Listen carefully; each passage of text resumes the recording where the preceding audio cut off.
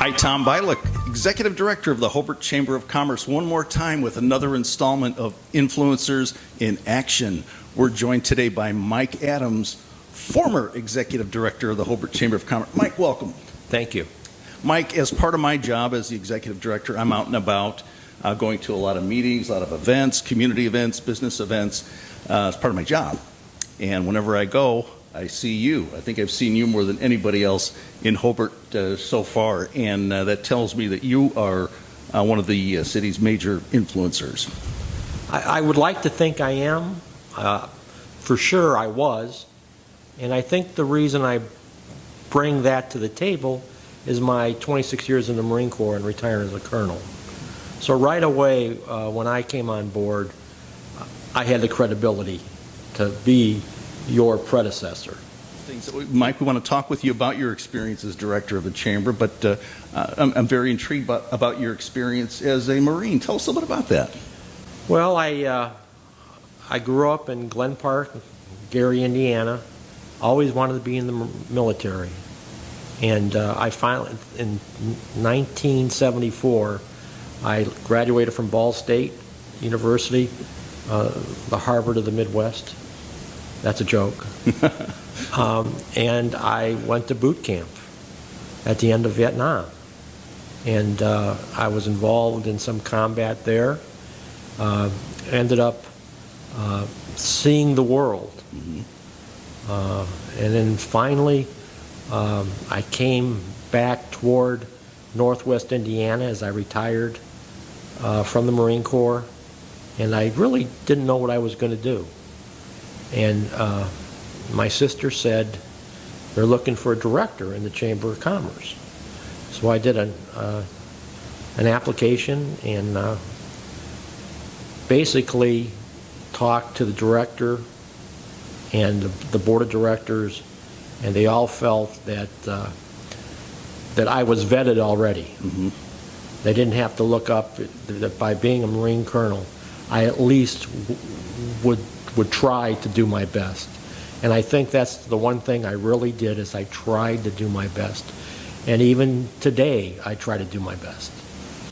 Talk a little bit about your leadership style as a Marine Corps colonel, as well as an executive director of the chamber. Okay, you ready? How would you describe yourself? Yes. Lead, follow, or get out of the way. And that's what I saw with the board of directors. And it was almost man or woman in its totality. That you can civilianize those words, lead, follow, or get out of the way. But basically, that's people. You'll either lead, you'll be in charge, you'll keep to the side, or you'll get out of the way. And I am an absolute believer that in a job like you have, you've got to be a leader, not a follower, and not getting out of the way. You've got to be a leader, and that's what they looked for. I know that in hiring you. Who do you look up to as a leader? Do you have maybe a personal hero, someone that you have tried to emulate or mirror behaviors from? Sure.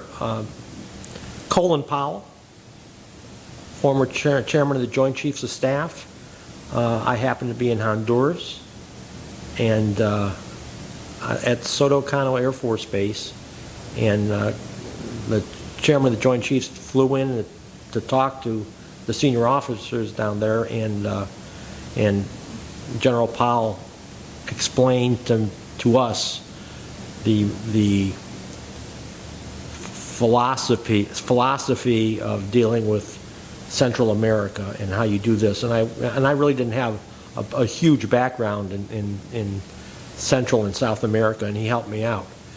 But if you want to talk about recent, the mayor of the city, Brian Snedeker, I have told Brian if I had to go to war, I would go to war with Brian Snedeker.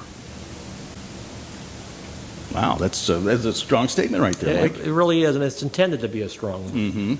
And he is incredible. Mike, What do you want your legacy to be? I mean, you've had an amazing story, 23 years in the Marine Corps, nearly 26 years in the Marine Corps, almost a decade as the executive director of the Chamber.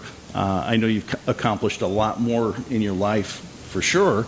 How do you want to be remembered? What do you want that legacy to read? This will shock you, but I saw a John Wayne movie once, and he was in the Green Berets, and one of his soldiers was KIA, killed in action, and he whispered something to John Wayne, and that soldier wanted to have the bathrooms on the base named after him.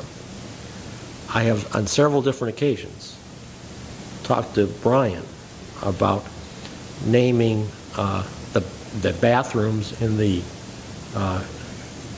park right out here as Colonel Mike Adams Park. And I said, I will donate $5,000 to the city of Hobart to do this. He has said he will never do that. But at least you have asked what I wanted, and that's what I wanted. Now that obviously is a little bit of humor. Well, there you have it. Tom Bialik with the Hobart Chamber of Commerce. We hope to see you again on another installment of Influencers in Action. Thanks again, Mike. Thank you.